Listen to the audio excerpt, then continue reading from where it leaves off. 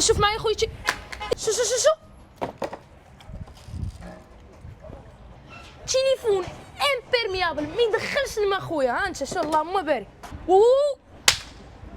تهرس.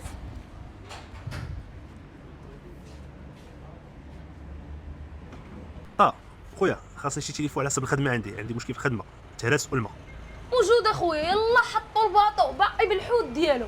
جبت لكم اليوم ارخص تليفون مقاوم للماء والغبار وحتى الصدمات، تليفون اللي خيالي اللي كيجينا بواحد المميزات اللي واعرين بزاف. شوف معايا الجديد ديال شركه ريلمي سي 75 اللي كيجينا بجوج نسخ الاخوان، ديال 128 جيجا في ستوكاج وكاين حتى ديال 256.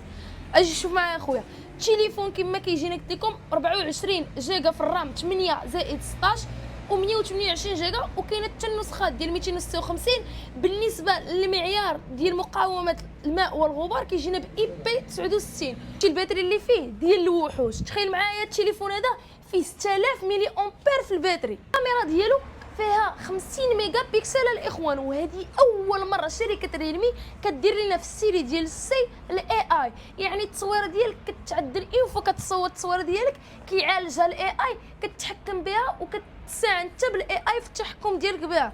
وبالنسبه للمعالج اللي فيه هيخليك تخدم التليفون خفيف بزاف، تقدر تلعب فيه الاستعمال اليومي انستغرام فيسبوك اللعاب. كيجينا بمعالج ميدياتيك هيليوس جي 92 ماكس. بالنسبه للناس اللي كيسولونا على لا فيشر ديال التليفون هذا كيجينا اي بي اس ال سي دي 90 هرتز، وبالنسبه للحجم ديال الشاشه ديالو كيجينا ب 6.72. بالنسبه للتليفون كيجي معاه، كنركز مزيان على هذه النقطه، كيجي معاه شارجور 45 واط، يعني كيدعم لينا حتى الفاست شارج الاخوان.